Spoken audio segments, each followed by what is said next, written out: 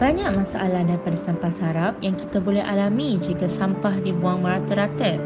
Pencemaran bau, pencemaran persekitaran, pencemaran laut dan banyak lagi kesan buruk terhadap ekosistem kita. Bukan itu sahaja, malah kesihatan kita juga akan terjejas oleh kerana sampah. Lebih-lebih lagi plastik. Saya yakin ramai yang sudah sedar bahawa penggunaan plastik ini banyak memberi keburukan kepada kita oleh kerana ia susah untuk dilupuskan. Oleh itu, organisasi kami telah mencapai satu solusi untuk mengurangkan masalah ini. Satu aktiviti fun run akan diadakan di mana larian akan dilakukan beramai-ramai dan pengutipan sampah akan dilakukan pada masa yang sama. Peserta yang berjaya untuk mengutip sampah yang paling banyak akan mendapat habuan daripada pihak penganjur. Aktiviti larian ini akan bermula di Universiti Islam Antarabangsa, kampus Pago dan akan dijalankan di universiti-universiti yang lain juga bagi membiasakan para pelajar tentang kepentingan menjaga kebersihan persekitaran universiti masing-masing. Projek kami bertujuan untuk menerapkan kebiasaan dalam kalangan masyarakat untuk mempraktikkan amalan yang baik dalam pembuangan sampah yang berhemah. Bukan itu sahaja, solusi yang kami kemukakan ini adalah untuk menyedarkan masyarakat tentang pentingnya tindakan kita bersama-sama dalam menyelesaikan masalah ini dan bukannya mengharapkan orang lain. Oleh itu, bagi menegaskan betapa pentingnya projek kami ini, kami akan menerangkan kesan-kesan buruk sampah jika masalah ini dibiarkan begitu sahaja. Kesan buruk daripada sampah sarap yang pertama ialah kepada kesihatan. Seperti mana yang telah diperhatikan, jenis sampah yang sering dibuang di merata-rata tempat adalah sampah yang terdiri daripada sisa-sisa makanan termasuk bahan-bahan bungkusan makanan dan minuman. Jenis sampah seperti ini jika dibiarkan akan menyebabkan keadaan sekeliling berbau busuk dan juga seterusnya menarik tikus dan lalat yang mana merupakan pembawa penyakit.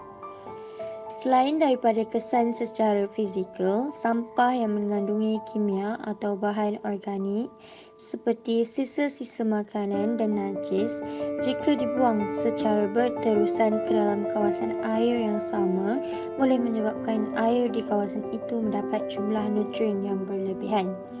Keadaan ini boleh menyebabkan berlakunya proses eutrophication di mana nutrien-nutrien tersebut menyebabkan alga tumbuh berlebih-lebihan, akan memperguna jumlah oksigen yang banyak hingga menyebabkan hidupan air yang lain tidak dapat hidup kerana kekurangan oksigen.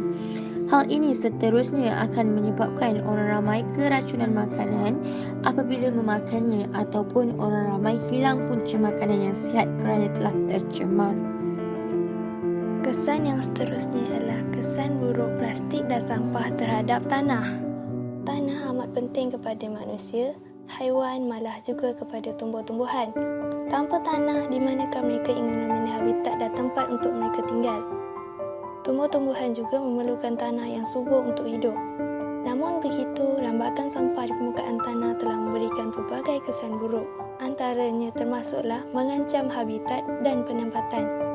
Seperti yang kita lihat, lambakan sampah di atas permukaan tanah telah mengancam habitat dan penempatan manusia serta haiwan.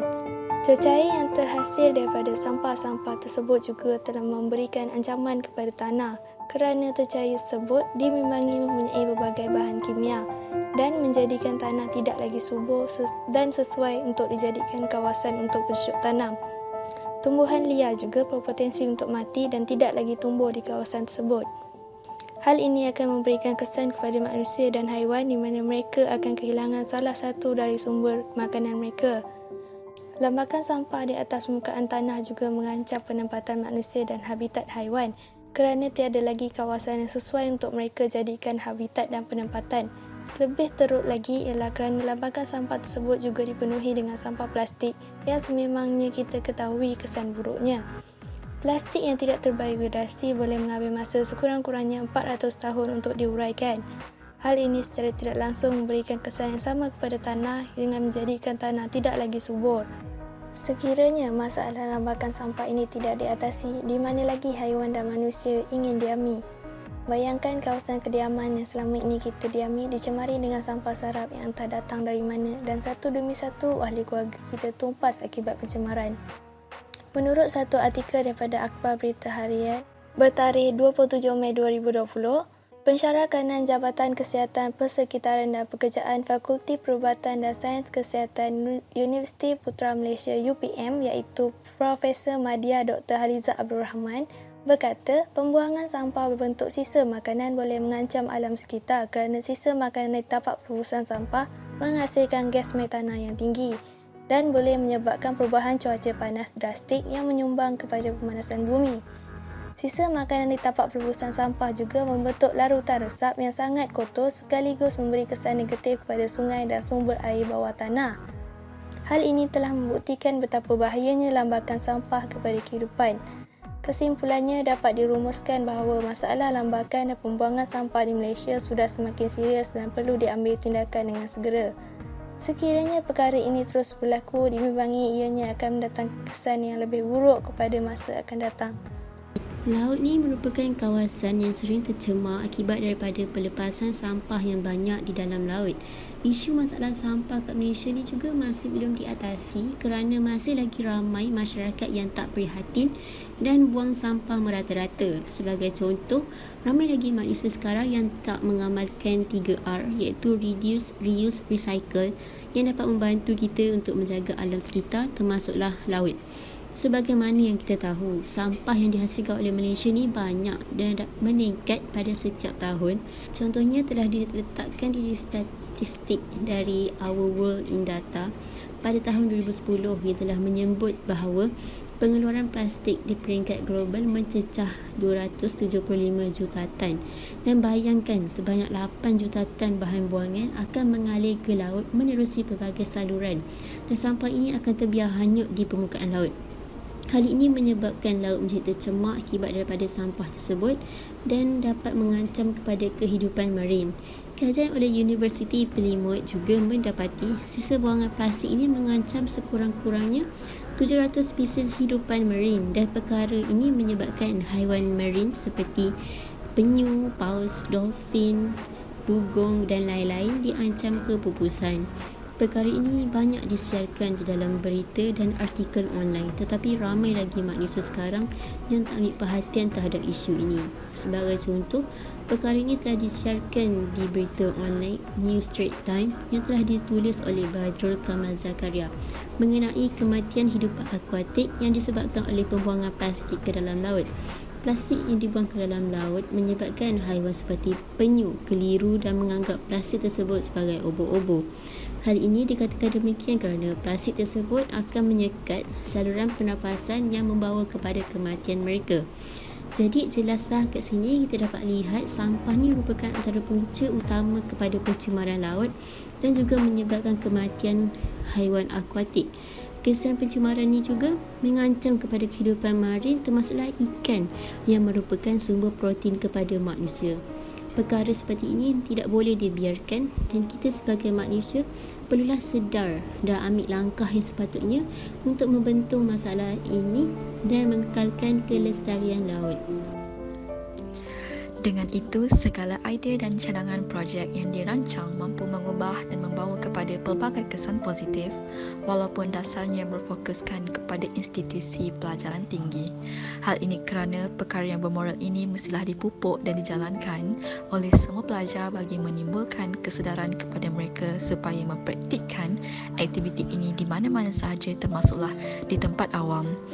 Kesan projek ini dijalankan dapat menyedarkan setiap lapisan masyarakat bahawa kebersihan itu sangatlah penting oleh kerana kebersihan itu adalah sebahagian daripada iman atau di dalam bahasa Arabnya sering kita dengar iaitu an-nazafatu minal iman. Bukan itu sahaja, sampah yang dibuang itu menyebabkan bau busuk dan boleh mendatangkan lalat dan kuman berbahaya kepada kesihatan manusia. Ia juga menjadikan persekitaran dilihat tidak indah. Hal seperti ini turut membahayakan haiwan dan tumbuh-tumbuhan yang berada di tempat yang kotor. Peringatan Islam supaya umatnya menjaga kebersihan termasuklah kawasan persekitaran adalah perkara besar kerana ia mencerminkan imej Islam yang bersih dan suci. Seterusnya, projek ini dilaksanakan bagi mendatangkan kesan memudahkan urusan sesama insan mengenai sampah untuk dilupuskan maupun dikitar semula. Cuba anda bayangkan, sampah yang banyak dan bercampur seperti sisa-sisa makanan dan bahan yang boleh dikitar semula seperti botol plastik, kertas dan banyak lagi dicampurkan akan menyukarkan pihak yang ingin mengitar semula segala bahan hasil buangan masyarakat kita. Dan perkara ini membuang masa. Oleh itu, kita mestilah memudahkan urusan orang lain seperti mana dalam hadis riwayat Muslim, barang siapa memudahkan urusan orang yang kesusahan, maka Allah akan memudahkan urusannya di dunia dan di akhirat kelak. Yang terakhir, projek ini memberi impak memupuk kesihatan masyarakat kerana modal dana yang dikumpulkan adalah hasil daripada penyertaan peserta aktiviti larian fun run dengan cogan kata beramal sambil beriadah yang mampu memupuk kesihatan mental dan fizikal peserta hasil penyertaan ini kerana badan cergas, otak cerdas. Akhirul kalam, projek ini mampu memberi pelbagai kesan dan impak positif bagi mengubah dunia untuk melangkah ke arah kebaikan serta mendapat keredaan ilahi kerana manjada wajada.